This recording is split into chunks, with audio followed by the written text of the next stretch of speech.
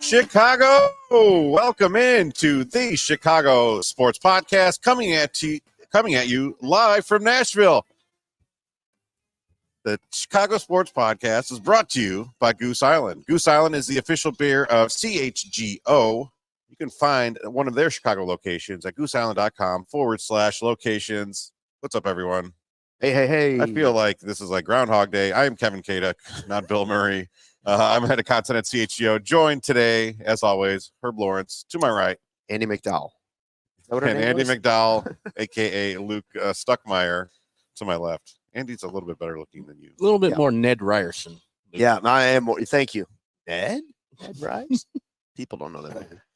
It's been quite a few days here at the Gaylord Opryland Hotel. We're still kind of waiting for things to happen. It does seem like some things will happen. Juan Soto, it seems like we're moving towards a Yankees resolution there. It seems like that trade is finally coming together. I would not be surprised if that happens in the next few hours. But apart from that, I don't know necessarily if we're going to see another big name come off the board before we leave here tomorrow. It hasn't been boring. It's just been slow, right? Like there hasn't been a big story, but there's still been the anticipation of everything that we showed up to Nashville hoping would happen. You had the best player in all of baseball available in the free agent market. You had maybe arguably the next best young baseball player in the entire game available on the trade market. Mm-hmm. Then you had the best available Japanese pitcher available via free agency and everything else after that. So all three of those, it seems like finally Soto is done. Okay, finally one has happened. Mm-hmm. But I saw on the Twitter the other day somebody in Toronto saying the best player in this and the best player, and they're both being considered and pursued by the Blue Jays. Yeah, both have been pursued by a lot of teams. Yep. That's the problem. We've been sitting here waiting, and we're waiting for that domino to fall, and maybe Soto will push some of the dominoes, or maybe some of the news. If the Cubs have found out that they are out on Ohtani now, Mm-hmm. maybe other teams will start pursuing other things. And Scott Boras has spoken, so now we can all. We were all in the Scott Boras scrum. That's always an interesting sight here at the winter meetings. And like you mentioned, the Ohtani stuff has been crazy. So far all the drama has been about Cubs reporters Just Jesse reporters, Rogers yeah. and kind of going at it with Bob Nightingale and back and forth, and trying to parse why Jed Hoyer was mad at Bob and all that stuff. It's like, oh man. And it's been so secretive. The whole thing has been so secretive. So we're just going to wrap things up here. We've got 3 shows today from the Opryland Hotel. Right now, the Chicago Sports Podcast. Then around 2:30, we'll have the White Sox after the Rule 5 draft, and then Cubs at 4 o'clock. And then hopefully we're going to wrap it up, tear this thing down, and finally hit Broadway. That's going to be great. And think about this. The Rule 5 draft is going to be happening like right in front of us. The room that they did the MLB draft lottery is now been transformed for the Rule 5 draft. So all during this show, we'll be having executives going past us who are about to be picking up some players maybe. And hopefully the White Sox will be in there, because this is the type of markets, as they picked up Eric Fety last night from the KBO. These are the type of markets that Chris Getz and the staff should be delving into. As I said yesterday, since they're not going to be at the top of the market for the rest of the pitchers, get these people who are available to the White Sox, and maybe they can do something with them, as they are. It seems like they're stacking starting pitchers, and so there's a lot of starting pitchers available in this Rule 5 draft that they can use for next year. I did say it wasn't boring because we'd have the anticipation, but if you had told me coming to Nashville that Eric Fety signing with the White Sox was going to be the biggest move that we had covered, I would have said, leave me at the airport. Well, that actually brings me to this week's Taking Care of Business Award, powered by ComEd, and it goes to really no one other than Eric Fety. He is the new signee of the Chicago White Sox. He is the only Chicago baseball player who's been signed here. So credit to him. Big of him to do that. Yeah. Totally copying Cody right here. Did you just become Cody Del Mendo? I did. Sorry. I did. It's you spend so much time. Yep. It just was bound to happen. But Eric Fety, look, he did not have a great start to his Major League Baseball career. Went over to Korea, worked on his stuff, added some movement to that slider, ended up becoming the MVP of the KBO. And now he's able to come back to the States, earn a 2-year, $15 million contract to, try to bring something to that White Sox rotation. So this week's Taking Care of Business award goes to Eric Fety for securing the bag here at Nashville. Not an easy task. Not at all. I was kind of surprised the White Sox were in that market initially, but as I said, it is the perfect market for the White Sox to be in. Can't hurt, might help. $7.5 million each year. It's gonna be inexpensive to get him, and maybe he's a top of the rotation arm like you have in Merrill Kelly, who did the same thing that he did and comes back to the major leagues and becomes a player that people really think of. And I just want to highlight Brian Bannister, who is the White Sox director of pitching now, newly hired, tweeted last night after the signing that Fety works the same facility as Logan Webb in the offseason. He also added a new same sweeper split change arsenal as Logan Webb did.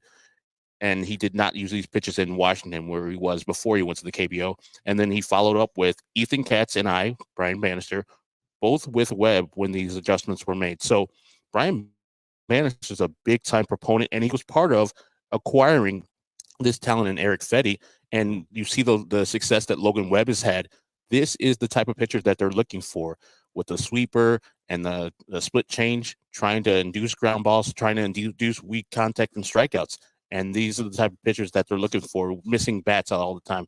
I find it very fascinating and great that a person that high ranking in the White Sox system is tweeting out That's pretty crazy. Why he wanted this pitcher right when the signing happened. That's great.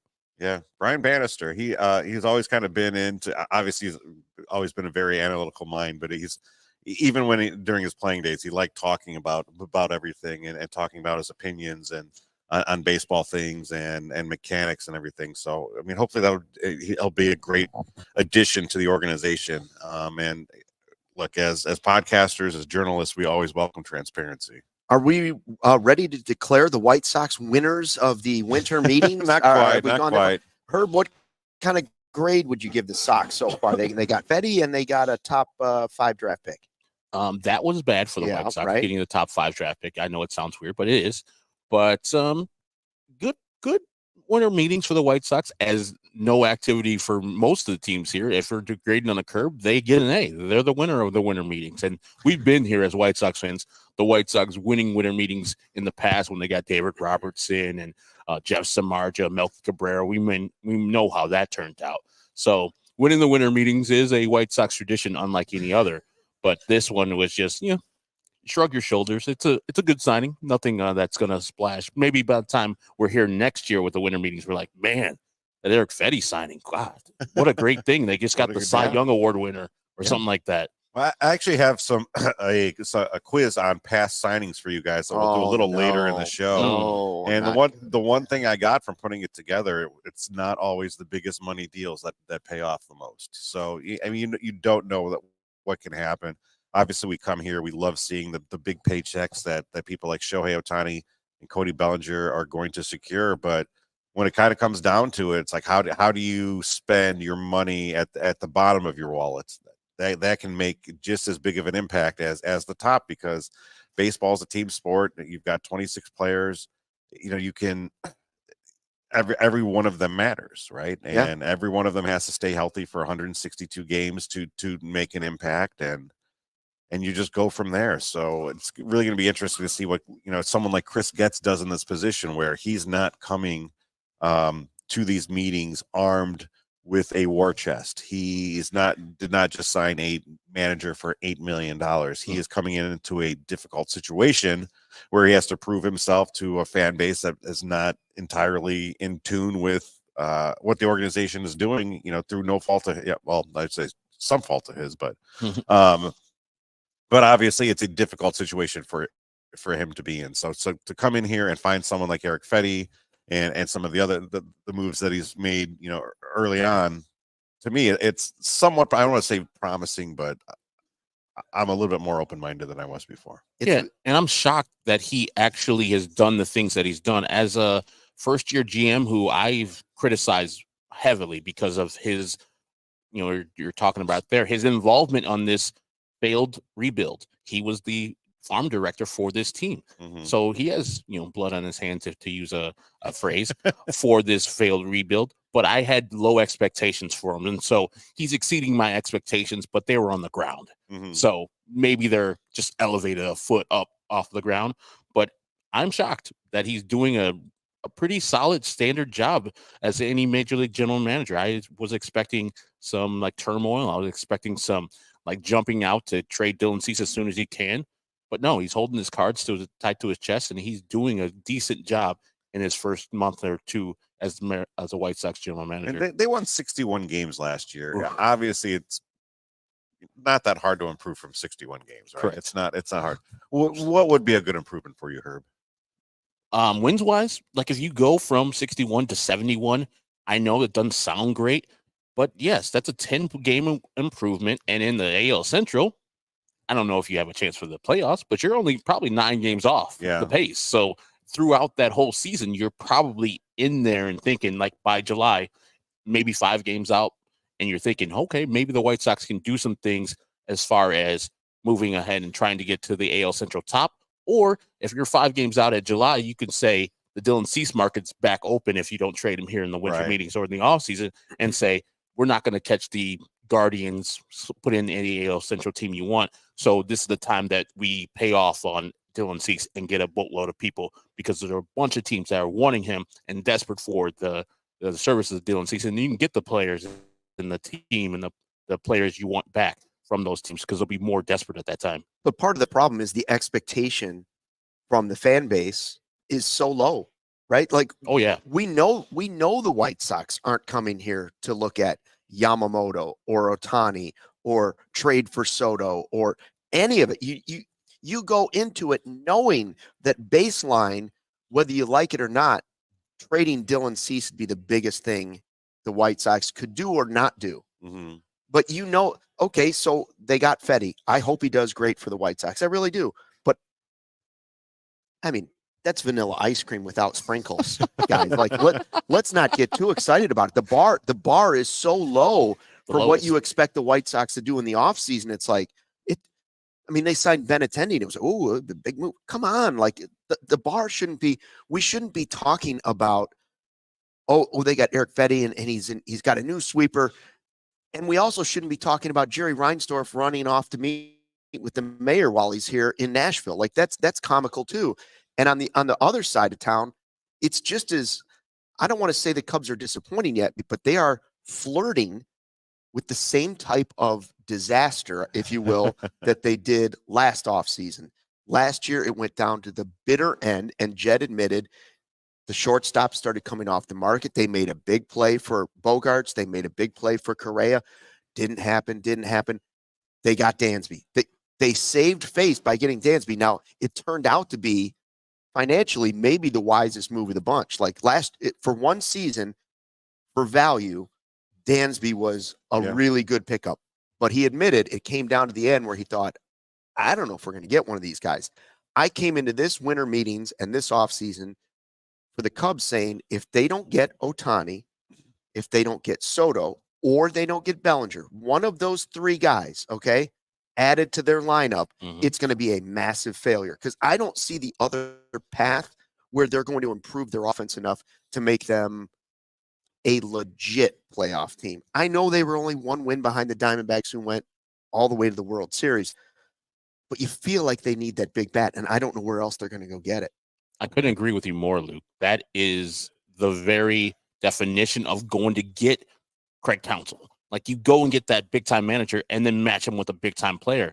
I don't know if there's a bigger player out there if you don't get those 3 players you named. Maybe you turn your attention to getting Dylan Cease. I brought this up on the Sox broadcast. Getting Dylan Cease is a good thing for the White Sox, and I think they have enough players to acquire that talent of Dylan Cease. So the Cubs need to be active. And if they do lose on the Ohtani sweepstakes, which it looks like they're going to do, and they lose on the Soto sweepstakes, which it looks like they're going to do, they have to be very desperate to sign Cody Bellinger and pull out all the stops. Because if they don't, Cub fans like Cody, like yourself, like other people around here are going to be disappointed. Craig Counsell, great get, but why do we need an $8 million manager just to manage the team that showed up last year? Exactly, with lesser of a player with Cody Bellinger, who was your best player last year. Well, I think one of the fears for Cubs fans, and there's always fears because that's what we do. We go pessimistic usually right out of the gate, is that they hired Counsell to get more out of less, right? Yeah. Because that's what he did in Milwaukee. Now the hope was, for the other side of it, is that he could get more out of less, but then also get the big bankroll, and it is the perfect match. Now, we don't know how that's going to all play out, but it's the offense that's the problem with the Cubs. They still need 2 starters. We know that because Stroman's gone, and they needed an extra starter last year. They didn't have enough pitching. It ended up being their doom. But we've taken, at least for now, you've taken Bellinger out of that lineup, a lineup that wasn't good enough. Yeah, what did they 6th most runs? Okay, but it wasn't a good enough offense. It wasn't just about runs. It was too many peaks and valleys, and they need another big bat. So, yes, they still need to get those 2 pitchers, but just as importantly, maybe more importantly, they have to at least stay level with where they were offensively with Bellinger. And so right now, the only option is to hope that they can sign, at least it seems this way, hope they can sign Bellinger and he can play the same way he did last year, which is going to be expensive. So going back to something you said a few minutes ago, flirting with disaster. I think we get a Molly Hatchet, the official song of the 2023 Chicago Cubs offseason. Well, I mean, they won 83 games. They've lost Marcus Stroman, Cody Bellinger, and they've changed managers. If you look at it right now, how it is, and I know they've got lines in the water, but the lines in the water so far, every time they reel them up, don't have the worm on it anymore. And there's nothing left. So they have lines in the water. But right now, as you look at the team, there's no way you could say they're an 83-win team. I don't believe it. And their only thing they're making news for is their executive VP of baseball operations yelling at a journalist here at the winter meetings. That's the news Cubs have made. Jed Hoyer yelling at Bob Nightingale about something. It could have been lunch. We don't know. All right, we're going to talk about what the White Sox learned here in Nashville. First, though, I'll tell you Midtown Athletic. Midtown, we love you. We miss you. We can't wait to get back to you. Midtown has 4 Chicago locations: Palatine in the northwest suburbs, Bannockburn in the North Shore, Willowbrook in the southwest suburbs, and Midtown Athletic Club and Hotel in the middle of Bucktown and Lincoln Park, right there on Elston. Midtown Palatine has launched that multi-million-dollar transformation of the club, which is going to be complete in early 2024. Our listeners can lock in favorable construction rates if they join before the end of the year. So if you're considering it, do not wait until your New Year's resolution to get that done. Just go out there, get it out of the way, get yourself an early holiday gift, because Midtown has something for everyone: single people, families with kids, people looking to make lifestyle changes. And, you know, as we keep on saying, Herb, it's the nicest fitness club by far that we've ever been to. It's a country club. Yes. I don't even call it fitness club. I call it country club. And there's something to do for the entire family. They have got childcare, which is important to Luke and I. You can drop off your kids there, and they'll watch while you go come back 10 hours later, and they're still there. I think there may be a limit on it. Yes. Don't want to overpromise there, but they also got that. If you do want to hang out in the Super Luxe locker rooms, get a sauna, get a steam room, you can do that while your surround yourself in towels. Exactly. Fluffy white towels, as many as you want. Yeah. Stack of towels around. We're running out of towels at the Airbnb. We need Midtown Athletic Club to bring in their cart of towels. Anyway, Midtown also has the best tennis courts and programming in the sport. They've got indoor, outdoor tennis, pickleball, and paddle tennis. And you know that it's always USTA professional quality all the way. Head over to midtown.com/CHGO to find out more and to schedule your tour of the Midtown Athletic Club nearest you. At Game Time, they believe that you shouldn't worry about when you're buying your tickets for your next event. Game Time has the fast and easy way to buy tickets for all sports, music, comedy, and theater events near you, with killer last-minute deals, all-in prices, views from your seat, and the best price guarantee. Game Time takes the guesswork out of buying tickets. I always travel to ballparks. I've gone to 20 so far. When I do, I use Game Time because I know I'm going to get the lowest prices guaranteed. And if I don't, they have the 110% guarantee so I can get my money of the difference if there's a lower fee on a different place. I did that last year in Atlanta, got the tickets, checked the secondary sites. Only one had a lower price, sent the email and sent the screenshots to Game Time. The difference was in my account within 12 minutes. That's how good the customer service is at Game Time. Like I said, last minute tickets, flash deals, zone deals. You have it all at Game Time. See from the view from your seats. If you're going to a game at Wrigley or Fenway, this is vital. Game Time gives you what you're going to be looking at and how the view will from your seat will look like. All-in prices are very important to me because you know exactly what you're going to pay with Game Time. Buying tickets in seconds with only 2 clicks. That's all you need. They're obsessed with finding ways to help you save money on tickets. Game Time has deals on tickets right up to the start of the event and even an hour after the event starts. It's the place to go for last-minute seats. Find exclusive flash deals and sponsor deals on tickets for football, basketball, baseball, concerts, comedy, theater, and more. And with zone deals, you pick the section you want, and Game Time picks the seats for an average of 18% savings. What you need to do right now is take the guesswork out of buying tickets with Game Time. Download the Game Time app, create an account, use code CHGO for $20 off your first purchase. Terms apply. Again, create an account at Game Time. Redeem the code CHGO for $20 off. Download Game Time today. Last minute tickets, lowest price guaranteed. Wow, Awesome. that was beautiful. You guys made me want to go to the gym and buy tickets to something at the same You time. could do it. Surround myself in towels and maybe buy some Sebastian Maniscalco Hey, tickets. Northern Illinois and Northwestern are in bowl games. Go to Game Time. They have them there for you. All right, we are here at the Winter Meetings in Nashville. It's our last day, and we're talking about what the Cubs and White Sox may have learned while they're here. What do you think the Cubs are going to take away from this? We don't know a lot about the Ohtani situation. We do know that he wants secrecy, and that most everyone not named Dave Roberts is operating within that request. But What have do they you- learned? Wow. That it's not as easy as just showing up and hoping. And I'm not saying they did this, but it's not for the fans that are out there saying, go get this guy, and this guy.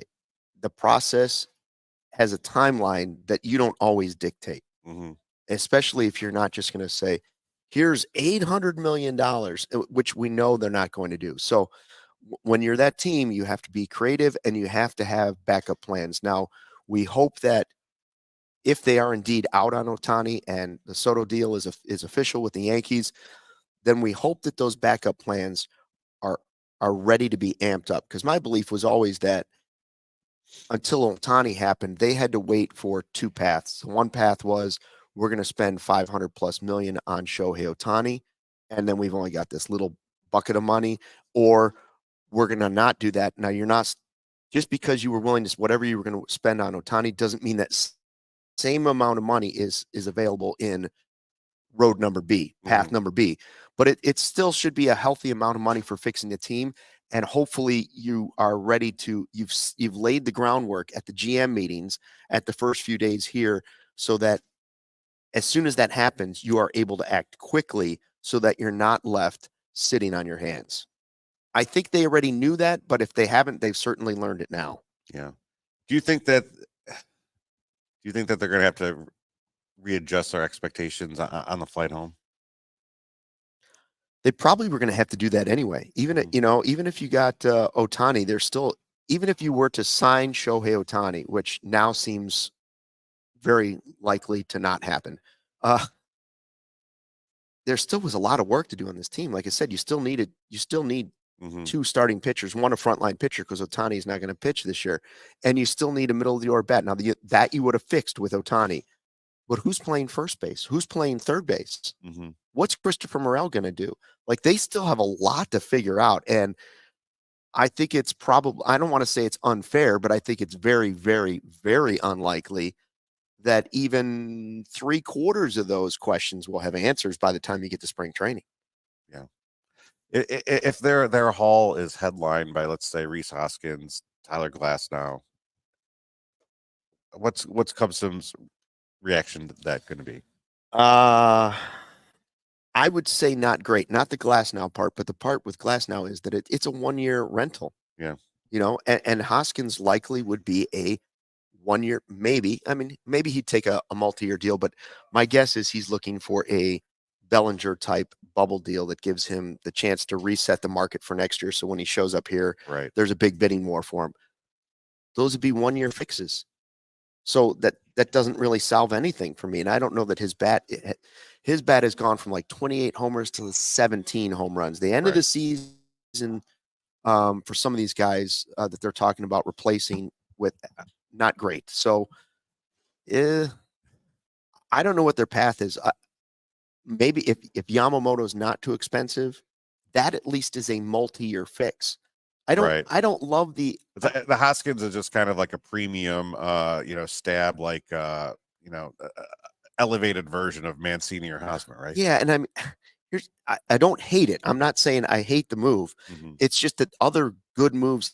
It's like Bellinger last year. I didn't hate the Bellinger move, but I wasn't raving about it. I was saying, okay, I see some upside there, and if you make other moves that are really good, aka Dansby Swanson, it makes it okay because now you fixed part of your team for the future. Rhys Hoskins doesn't fix your team for the future. So I don't love the idea of every year coming to the winter meetings and rolling the dice on 1-year gambles. Right. Because you hit the lottery with Cody Bellinger on that roll the dice the first time. The what are the chances? The chances of you doing it every year are not very good. Slim, very slim.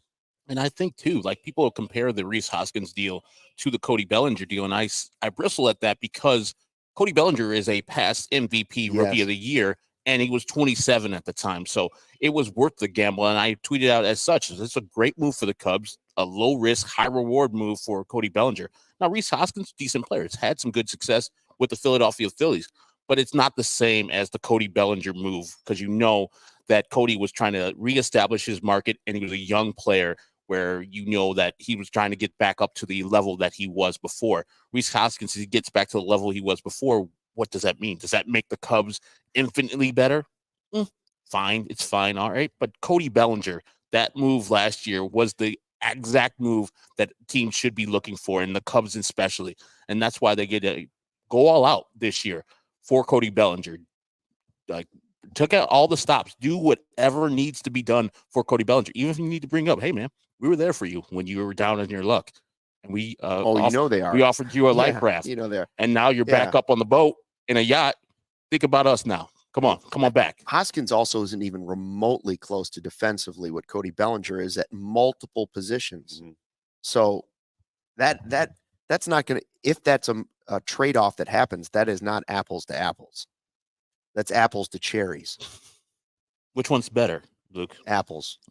Ooh, cherry erasure. Not good. I know my fiance Courtney would love that. Shout out to everyone joining us in the chat today. Christian says, we have learned nothing from the winter meetings.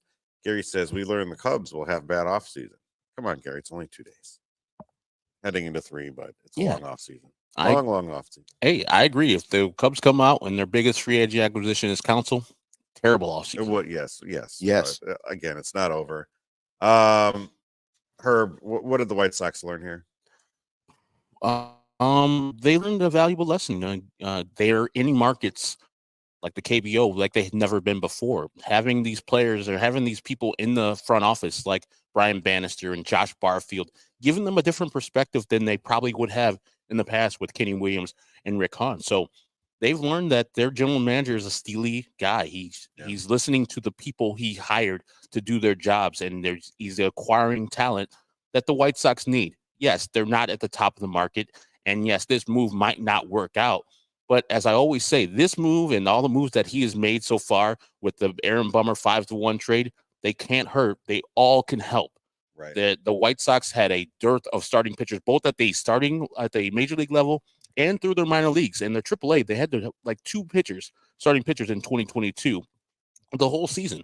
This is a move like getting all these starting pitchers with Schuster, Soroka, getting Fety. It's filling out the whole roster of the major league talent. And then you can have people like Nick Destrini be in the minor leagues. You can have people like, I'm just blanking on his name right now, but Jake Eater, who you got in the Jake Berger trade, down in the minor leagues to have some depth down there. And so when a pitcher gets hurt, like Michael Kopech oft does, you can bring up one of these guys who is ready to pitch for the major league team and not have that much drop off. That was the White Sox problem.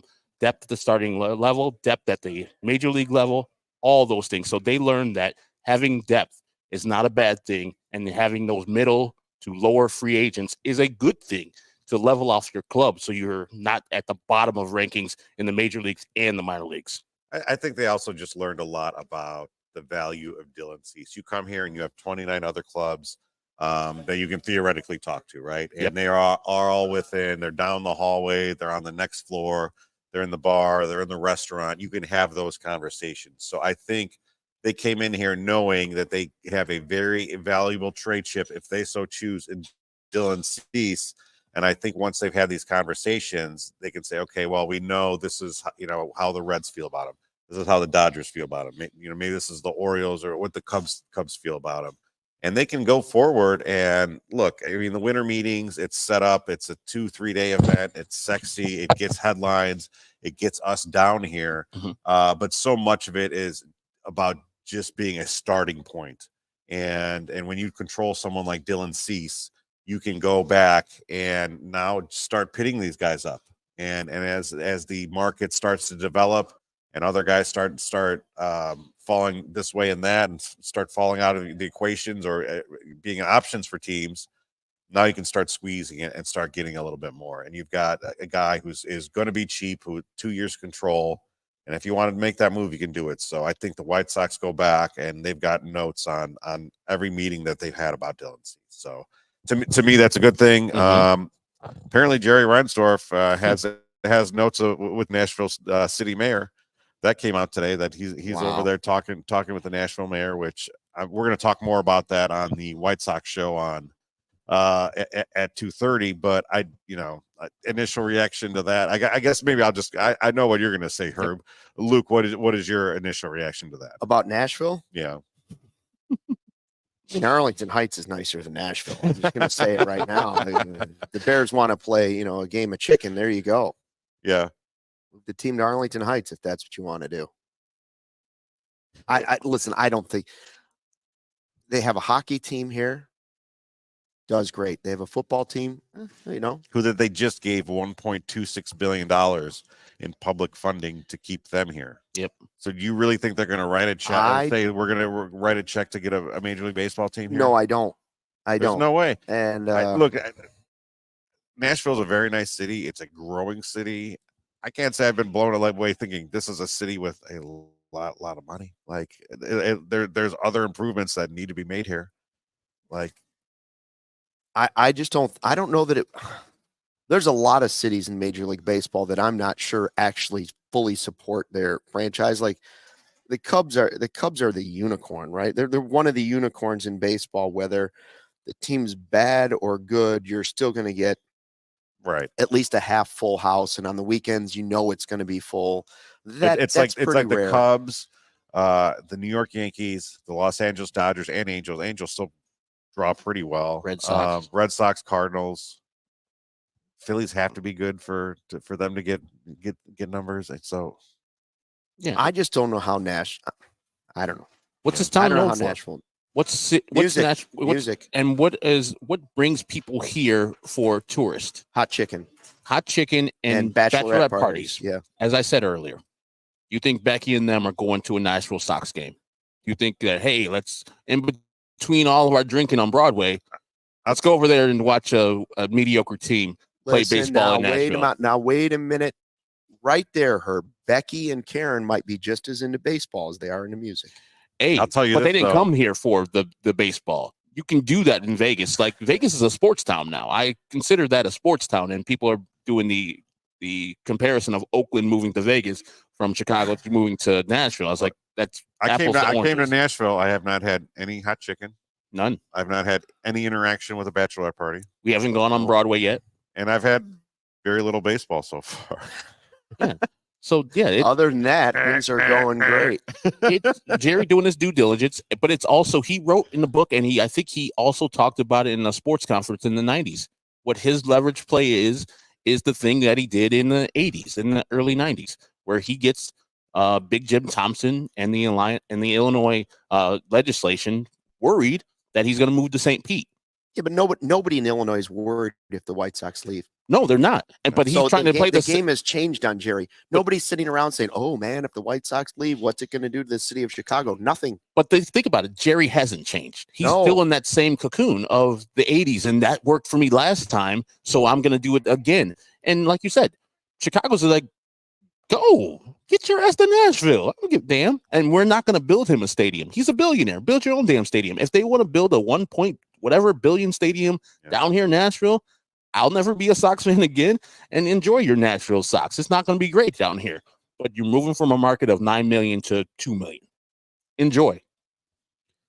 Insane. It's funny that it leaked out. I'm sure he wants it to leak out. But from a public messaging standpoint, like if you're a PR firm, like, look, man, you're 61 and 101. Things are not going well with your baseball team or your basketball team. Like, whatever leverage you think you're ginning up here, it probably doesn't really exist. Jerry's looking at the franchise right now as a dollar sign. What eventually can I sell the team for? Yeah, it's what it is. Unfortunately, I would think the value of the team would be better if you were very successful, or in Chicago over Nashville. Yes. Like, who chooses to move a franchise from a world-class city like Chicago to an all right city in Nashville? I don't care what they have down here. Chicago. It's one of the greatest cities in the world. I'm not saying that by hyperbole. I'm not saying that out of tone. That is ranked. Look at anything that you watch. Don't watch all those, naysayers on Fox News. Chicago is a world-class city.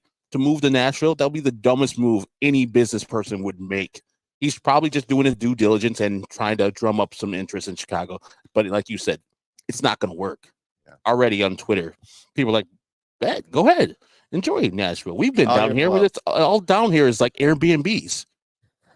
That's all it's in. And all the people who move here are transplants from other places. Our entire block are these buildings that have just been constructed just to be Airbnbs. They're all the same. It's not a real neighborhood. Farmhouse looking 3 flats that go up, and they're all painted white with black windows. Yes, and you think it's kind of like think it's kind of nice, and then you kind of but it's not. Let me tell. And also, this not to bag on Nashville, but I'm going to.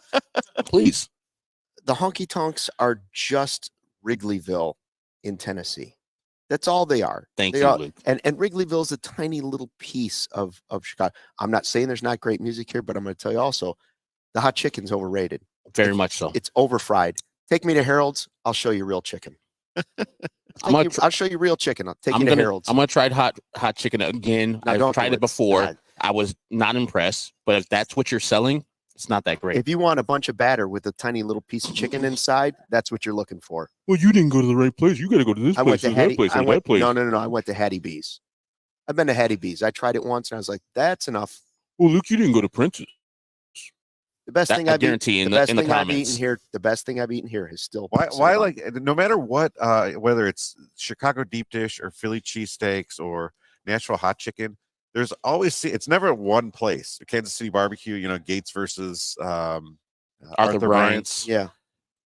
And there's always 2 places, Giordano's versus Lou Malnati's. Yeah. Like, and no matter so you always say, oh, I went there. And then person says, well, you should have went there. But then there's always like that third hipster option, right? Like, yeah, so, oh, you should have went to Pequod's or, for the Philly cheesesteaks, you should have went to Jim's and not Geno's or Pat's. I don't know where I'm going with this, but. No, there's always those people. That's why late great Lynn Bramer used to not put off the pizza that he was getting because he would have those people be in those arguments. Oh, you went to Art of Pizza? You should have went to this place. It's better than Art of Pizza. Ugh. I did have the pizza here. It was better than you advertised. Ugh. I don't like greasy pizza. It's very greasy. You're at the hotel or convention center? It did the trick. You're hungry. Dude, there is a gigantic parade of people going into the Rule 5 draft right now. This is going to be a draft. And they're all looking at us like, man, Chicago, you guys have the best. Poor bastards. You guys have the best hot chicken. Loading them in right now. It's a parade of khakis. Yeah, a lot of khakis. Khakis and vest. Yeah. I do like a good vest, though. Still no bachelorette parties seen. Nope. Yeah. It must have said free hot chicken in the in ballroom A because the line just. All right, we've got a fun free agency quiz coming up that I'm going to challenge both of you guys to close out our time here in Nashville.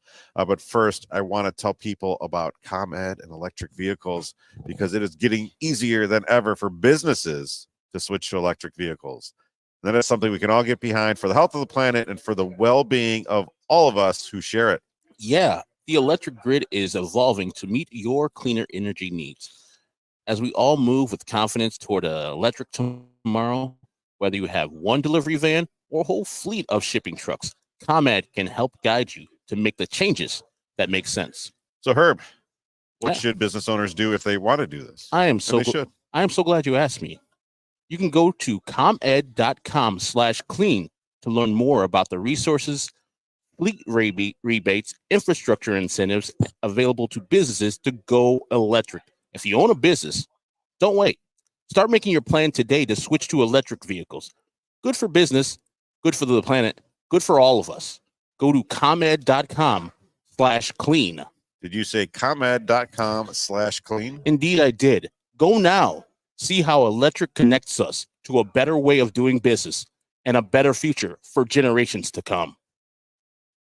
Very nicely done. Hey, guys, did I tell you right now, if I was to wager, which I don't believe you can do anywhere, but if you could wager on this quiz that's coming up from Kevin, I would definitely take Herb as the heavy favorite. Now, the good news is... I don't know if you've ever watched me on the CHGO White Sox. I lose all those. Yeah, it doesn't go well for him, Luke. Well, I don't remember what I ate for lunch, so that definitely doesn't work well for me.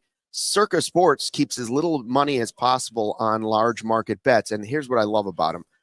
They don't limit players based on their winnings. Every player has the same limits, unlike other books who limit winning players. For instance, Cody Del Mendo's rolling up the wins. They don't limit him. Okay. And they encourage bettors to go ahead and download and explore all betting apps available and then go ahead and compare the lines from each sports book.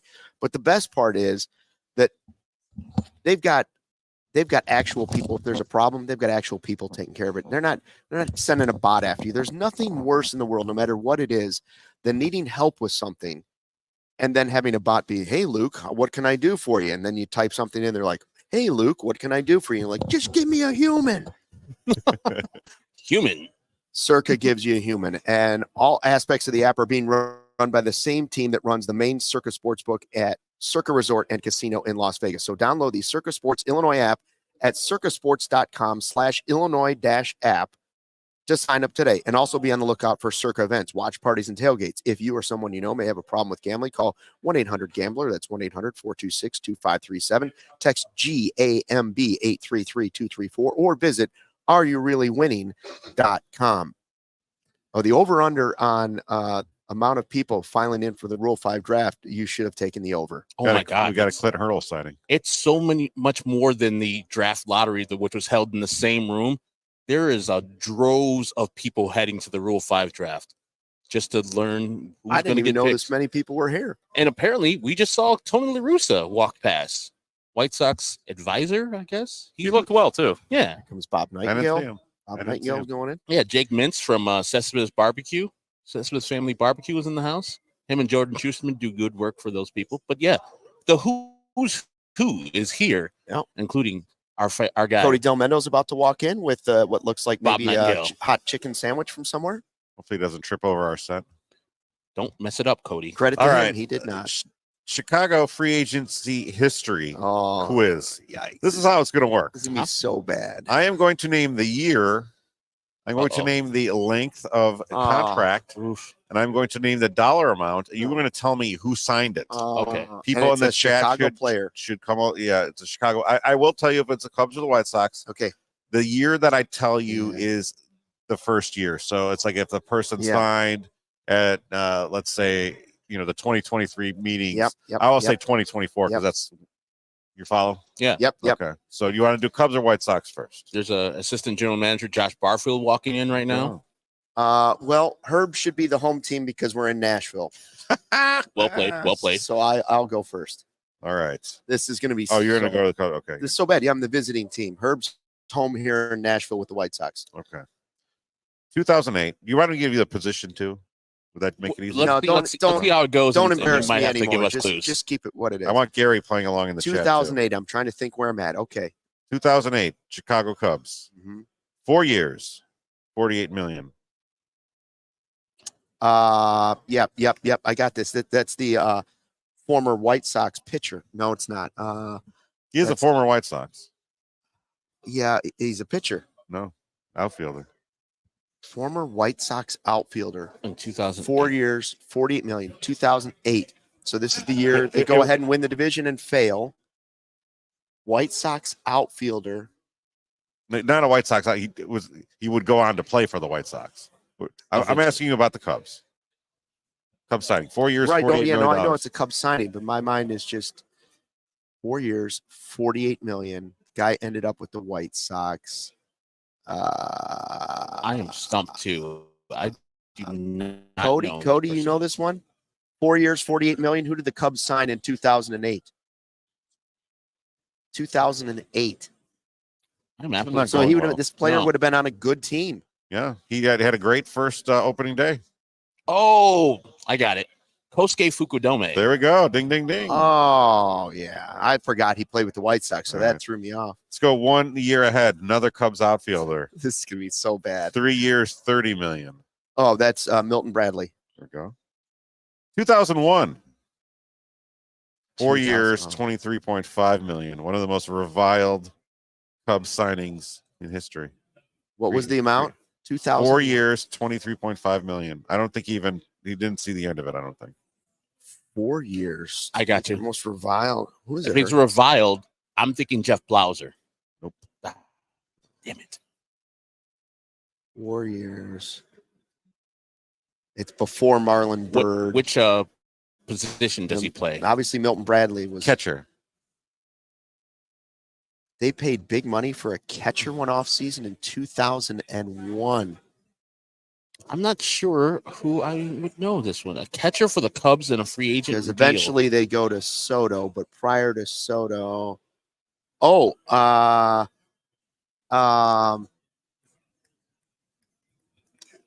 father played for the Cubs.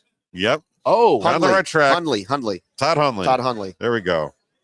All right. Wow, how about that? My poor mind. 2016. 4 years, $56 million. This is me. Cubs, yes. Still Cubs. 2016. 4 years. How much?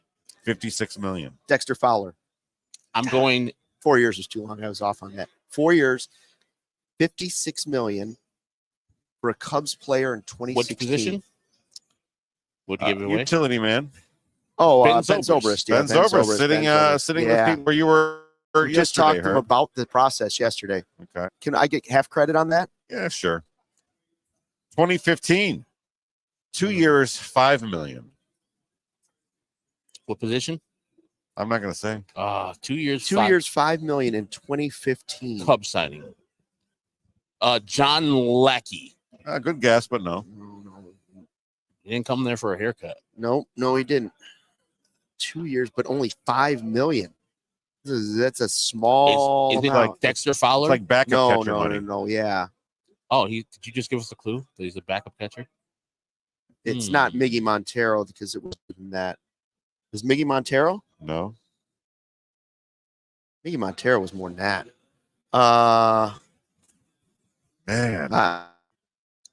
Who is it? He made his more money with his next contract with the team, which came about 4 years later.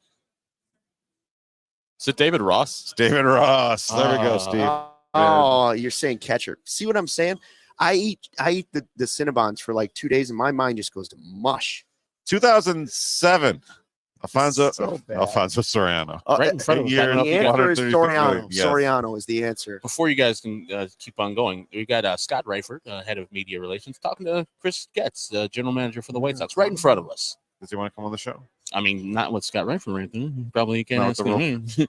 Just get Chris in a secret moment and say, "Hey, come on the show." All right, final one here. 2015, 6 years, 155 million. 2016, you said? Yep, 6 years. What is it?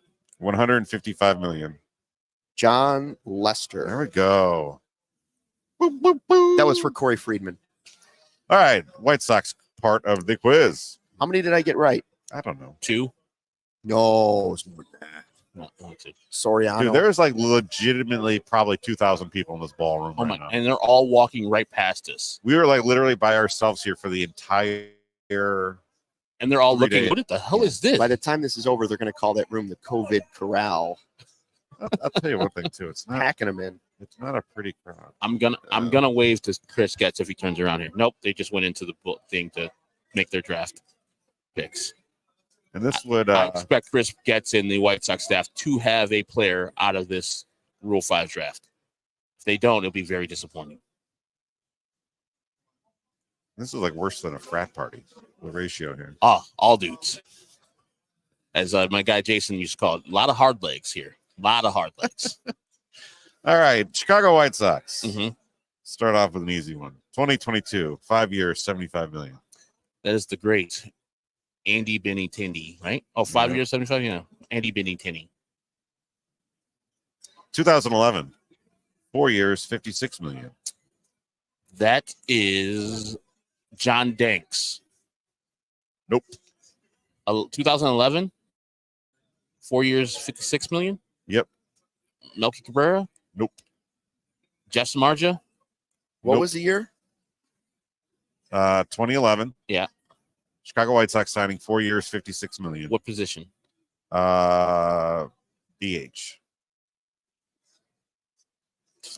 You could really count on him to hit 40 home runs. Adam Dunn. Oh, damn it.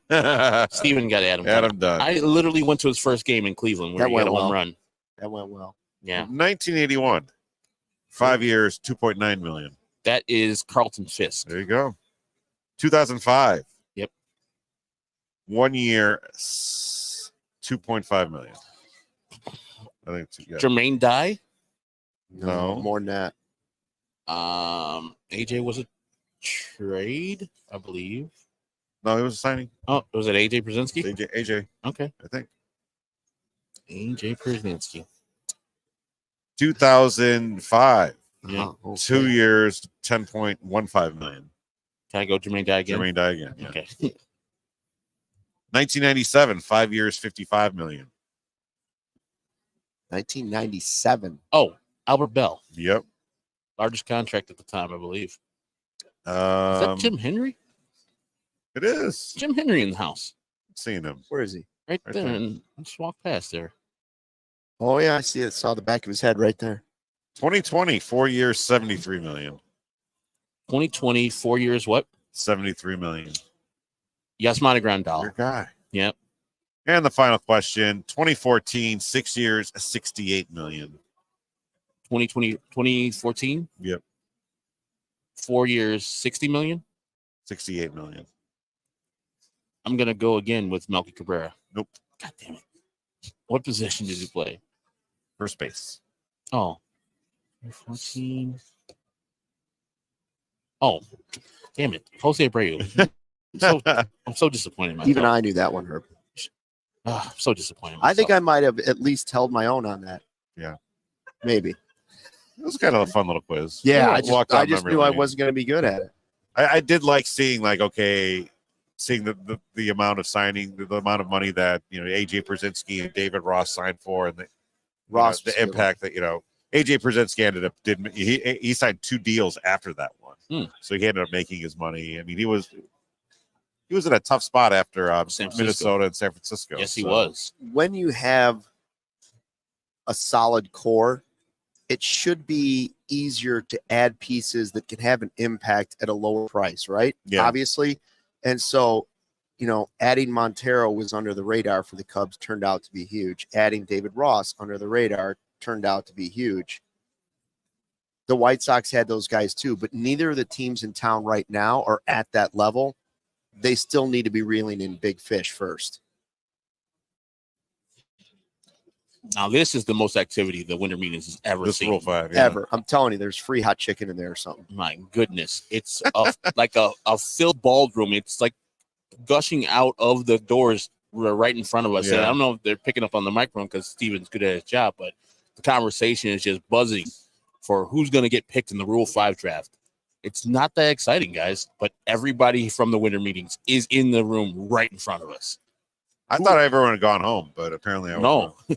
Like Luke said, there might be 2,000 people in this room. How's our Wi-Fi doing, Steven? Actually, looks really good right now. Good. That doesn't make sense. It does not. I would Did assume you tell- everyone's on Wi-Fi. Did you now. tell all these people to get off Wi-Fi? I too? did. Right when they walked in here, one by one, I yelled at them. Don't use the media Get off the Wi-Fi. Wi-Fi. Need it for my stream. They All pay right. attention. Do they think Taylor Swift is playing in there for lunch? That's how many like. Well, this wouldn't be the group for Taylor Swift. Time Person of the Year, Taylor Swift. Really?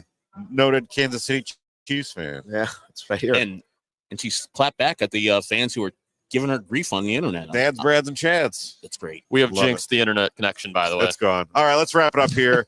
Before you go, make sure you check out the Die Hard sale, usually $79.99 through the end of the weekend, $59.99 to sign up, 20% off events, 20% off of merch, a free T-shirt every year, premium written content and newsletters at allchgo.com, and you get to support us so we can do cool things like come down to the winter meetings and do shows regardless of whether or not anything happens. So appreciate your support, appreciate your future support. Make sure you come back here at 2:30 for the White Sox show, 4 o'clock for the Cubs show as we wrap things up, and we'll talk about any players they might have, either team might pick here in the Rule 5 draft, and maybe we'll have a signing or two. Whoa. Is that Is that a not celebrity right promising there? anything. Oh, it's Ryan Herrera. Oh, Ryan Herrera. All Okay. right. All right, everyone. Kevin Kaduk, Herb Lawrence, Luke Stuckmeyer. Talk to you guys soon. We all silly like the mayor.